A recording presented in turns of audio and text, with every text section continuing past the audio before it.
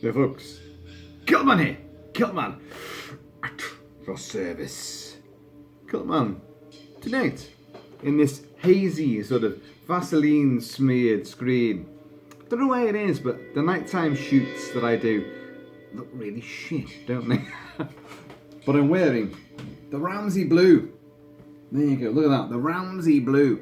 It's a gorgeously sort of proud looking, very, very blue, shot through with white and a bit of black. And it just looks so distinctive. It's gorgeous, cut through the crown sort of kilt. There is no kilt in existence that doesn't cut through crowds, but this one is one of the better ones, if you know what I mean. Anyway, folks, can you hear that? Those shrieking strings, and in the background you're going to hear chee, chee, chee. What's that from? Come on, horror gurus amongst you must know. Today, time of this recording is Friday the 13th, so I'm playing Henry Manfredini. What a great name, Manfredini. His score he did most of the scores for Friday the 13th movies, but distinctive ones for the first few certainly, and this is part 2, which I think is the more electrifying of the scores, and actually one of the more enjoyable of the movies too. In the first movie, Jason Voorhees was just, well, he was the kid that came out the water at the end, with one good eye, baldy head, and dragged, the last girl into the water. Only because it was his mother that was doing the killings. Only in this one, or from this one onwards, part 2, was Jason Voorhees, the actual killer. And this, he wears a sackcloth over his head, and he's not, the hockey mask is not there. And in a way, I find this one a little bit more unsettling, a little bit more exciting to watch. It doesn't run into the rut of what the later films would become, the same old thing, hulking brute, hockey mask on, machete, whoosh. This one, he had pitchforks, and there was a great shock conclusion where he come through the window, whoa, and he had straggly long hair, and it was an unusual look as well. So I do like part 2 quite a lot. That's not why we're here though, folks. We're not here to discuss Friday the 13th. We're here to this is like an update on what happened yesterday. If you saw my previous videos, you would know I was going to Clatterbridge Hospital for for an MRI scan on the numerous problems with this goddamn arm. This one here, the one you see before you now, with its extra elbow and its broken fingers and all that kind of shit.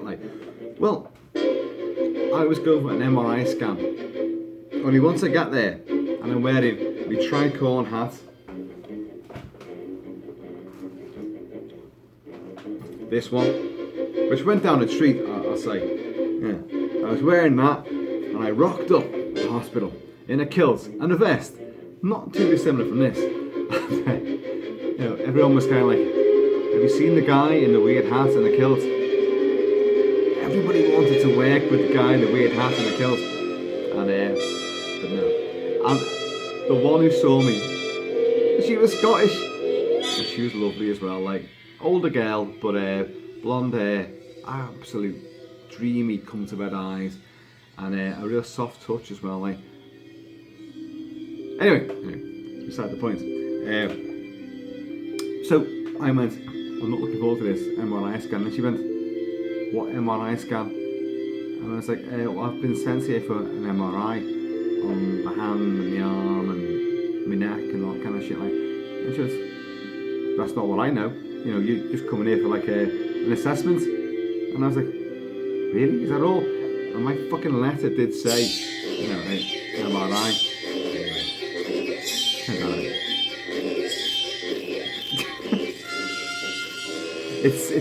It's so overt, isn't it?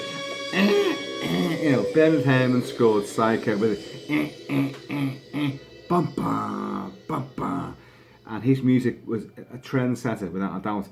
Henry Manfredini takes it to the obvious, literal, extreme. Every little bit he will accentuate musically. So if this starts piercing in there with like sort of like, you know, machete sharp and knife wielding sort of manicness, then you know, forgive me. But so she goes, no, you don't need an MRI scan just yet, so don't worry about that.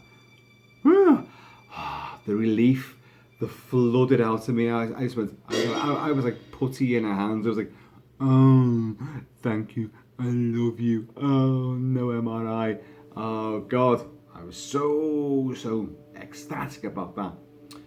And then she began to do probings and proddings and testings upon my flesh, which I gotta be honest, I quite enjoyed.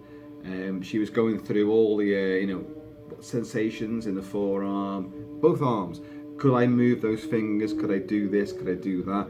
Went on for quite a bit actually, and it was quite extensive stuff. And she went, yeah, you broke those 2 bones there. But this is the thing that they come back to relentlessly, is that the problem's in your neck. What? Pourquoi? And so now I know I've had an accident in my neck many years ago doing weights. I managed, you know, lifting very heavy weights on a bench press to well, the word that he used was fused. I fused the 2 vertebrae together. I just compressed them, you know, and it led to problems. So I knew about that, but you know, it doesn't really cause me any problems. And the hand, as you know, over like the last few videos, it's better. You know, it can do stuff, you know, and she's going like, well, no, it's still profoundly weaker than your other arm, your other hand. And here's something for you. She went, you're right-handed, aren't you? Which I am right-handed. And she went, and do you think that's your strongest arm? And I went, of course. She went, it isn't. We did all tests on the arm and the fingers, the hands and the grips. And this went on for quite some time. And she went, no, your left arm is considerably stronger than your right arm. I mean, oh, it's damaged though, isn't it? No, even beyond that. I know. Don't argue with me. I am the expert in this. And she's like, most people do get this wrong. So, you know, you might be, Roxy the Wonder Dog has arrived. You might be left-handed, right-handed, and you would automatically assume that is your dominant side. Doesn't mean shit. It's just that is that side of your brain controls that arm a lot more sharper and quicker and more alert. It's just quicker to pick things up. Doesn't mean it's stronger. So apparently I'm strong with this arm. So there you go. I learned something there. And then she's going there. But anyway, your neck, sir. I definitely think your neck could be the root cause of all your problems. I'm like, oh shit. So what's that mean then? MRI scan? And she went, maybe, but not today. Victory. And she went, I'm going to send you for x-rays. So off I went for x-rays, and it was quite clearly, they just, you know, she just sends it via email. So you just go to the next department, at the x-ray department, and they've already received all the information. And she clearly written like, this guy's got a kilt on and a silly hat. So as I turned around the corner into that corridor where the x-ray department is, like, they were all like that, going, leaning out, going, he's here, it's him. Like, and they're going, he's wearing a silly hat. So I was very welcome. And I went straight in and laugh, joke. And I was x-rayed, upper body, spine, my head, you know, and I did this weird thing. Have any of you ever had the x-ray where you've got to go like this, and it comes up, and it's trying to see the alignments of your jawbones? And I said to him afterwards, like, can I have a little look at the x-ray? He said, of course you can, yeah, of course you can. And he put it up on the screen, so I saw all my x-rays, and I saw my spine, I saw the inside of my head, basically. There wasn't a great deal inside there, but you know, but the jawbones were aligned. But he went, I know what they're asking for. He said, I'm not the expert, but I've done this enough to know what they're talking about.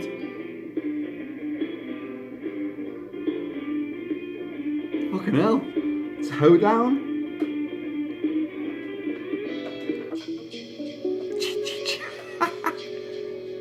Fuck that off. Let's move on to something a bit more. Move on. So, he said, but I know enough to, I can recognise certain things. He said, and obviously, like, the proper experts might see something a bit different and go into more depth upon it. Like he said, but if you look here, look at your vertebrae, and we're talking at the top of my spine here. He said, like, look, if you look at the gaps there, you can see the vertebrae, dunk, dunk, dunk, dunk, dunk, dunk, and the black space in between is where the discs are. So the discs will not show up. They don't show up on an X-ray. But if you look here, look at them two. They were like that. They were crunched down. And I went, well, for many years I've had that. The term was fused, and I think the idea is they want to see that has not got any worse, because that could trap nerves. And the Scottish doctor, the gorgeous Scottish doctor, said to me, like, what have you done to alleviate that in the past? I said, well, I've got a few, coping mechanisms. I know a few physiotherapy manoeuvres to do. One of which is the awesome, and it works as well. Like, you grab it, if the pain is here on this side, on your right side, you grab your head with your left hand and you ramp your nose down towards your left armpit, like you're going to sniff it, like you're going to lick it as well, like that, and you hold, and you're stretching the vertebrae out. So obviously the pain was on that side, you do it the other way around. And she went, brilliant, that does work, that definitely does work. Now I know it works. I've had numerous incidents with doing weights, and I've crunched it, because there clearly is a weakness there, so I'm prone to getting it, and that little manoeuvre definitely works. And she was, oh, that's brilliant, but you're going to need to come and have more physiotherapy. I cannot recommend surgery on that, but because we can't really prize it apart. I want to make sure it doesn't get any worse, that's the thing, so physiotherapy would be the thing. And then this, my little friend here, this Dewberry, and she went, yeah, that is definitely not a cause for concern as such, but it's definitely something that we need to look at. And it was like, she said, does it hurt to touch? No, it doesn't. Does it affect anything? I said, have you seen that before on anyone? She went, yeah, I have, but it's just not there. You've got it in quite an unusual place, because obviously I've got an elbow, which would be this thing here, and then I've got this sitting there, kind of just off the elbow, and it's not quite on the nerve. I said, is it bone? She said, well, it's calcium. Yeah, calcium maketh the bone. But calcium is not essentially bone. It's it's a component of bone. So anyway, because the weird thing is that never showed up on X-rays months and months ago. How the fuck did that not show up? And she's going, that's bone. She's playing with it. That is solid bone. How did that show up anyway? But it's got bigger. That's the thing. And so the upshot of that one is like she measured it. She passed. I'm going to pass these details on to consultants, and we'll see what they say. But chances are, if it's not life-threatening, they'll do nothing about it. So she then asked me a series of questions, which she prompted me. She went, "Does it hurt?" And I was going, "No." She went, "Does it hurt?" And I went, "Yes, it does." "Does it affect you psychologically?" And I'm going, she went, "Does it affect you psychologically?" And I'm going, No, yeah, it does, yeah. Finally, I cottoned on. You've got to use the right vernacular, the right buzzwords, because otherwise, I would just sit with that for fucking years before they'd ever act upon it.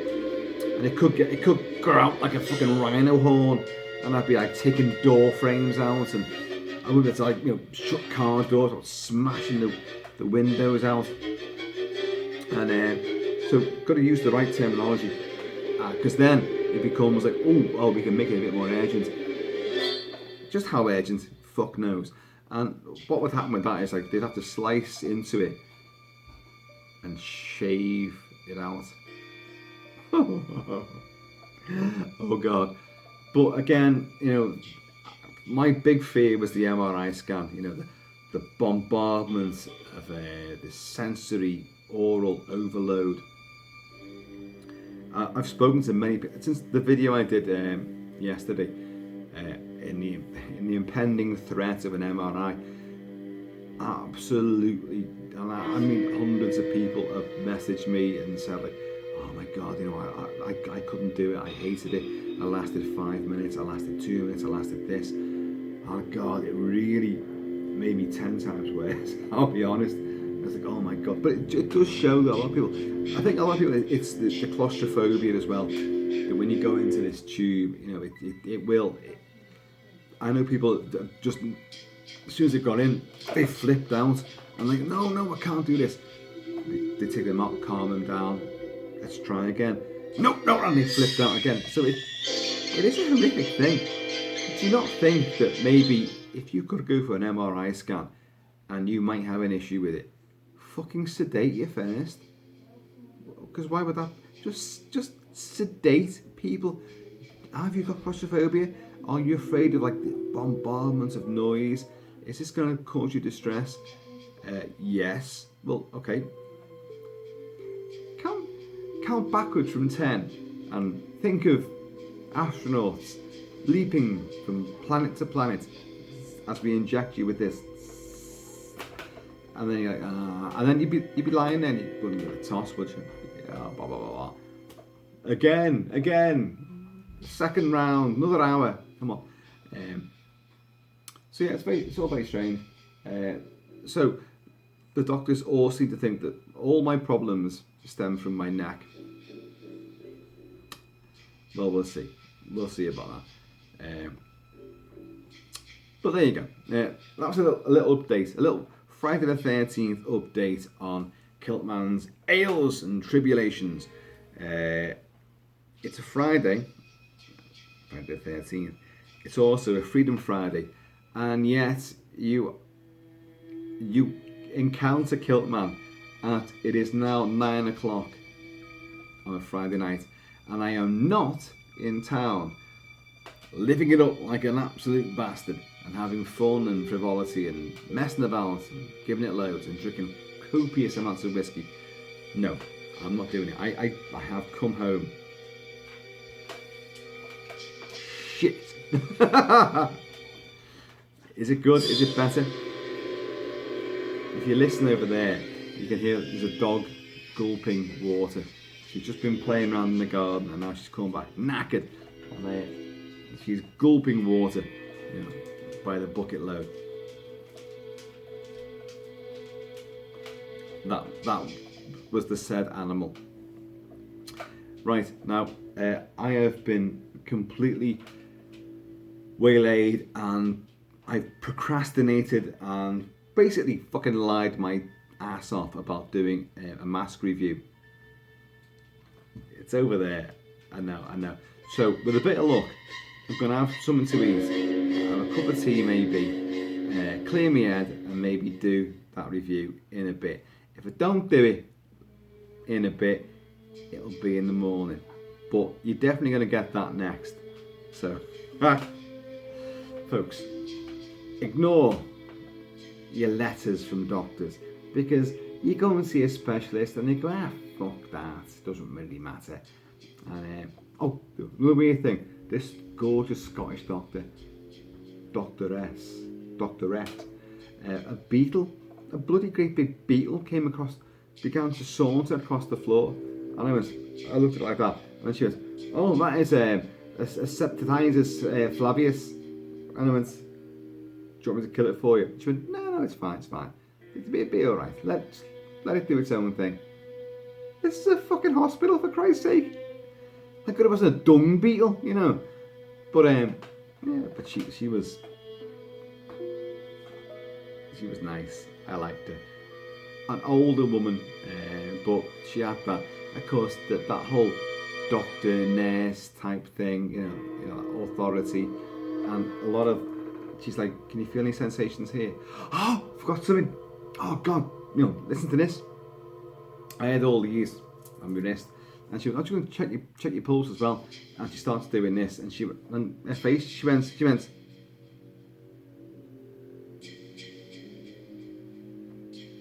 And I went, what's wrong? You're not going to tell me I've broken my pulse as well? And she went, I can't find your pulse.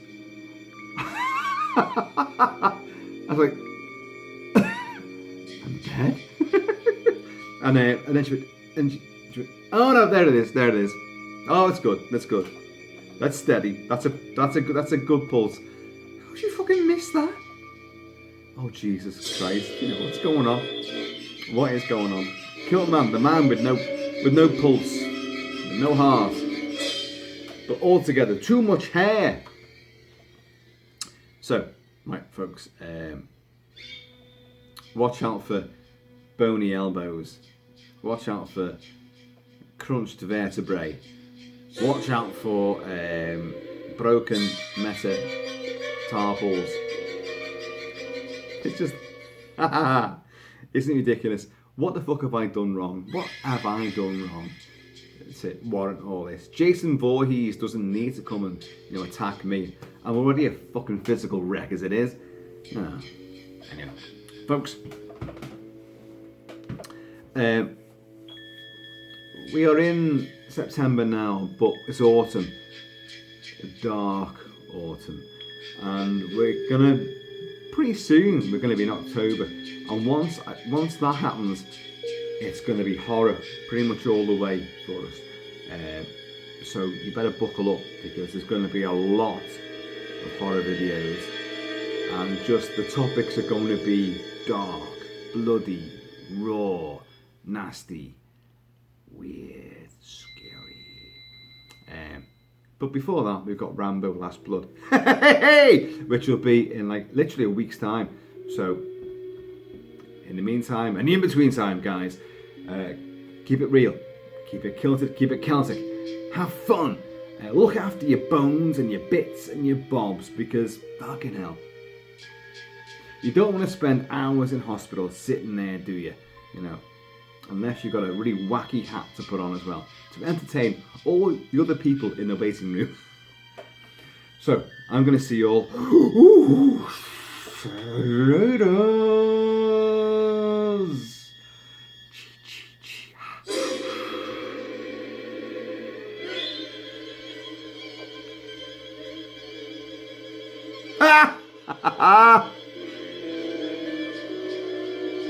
The music's too good though, isn't it? Violins are going.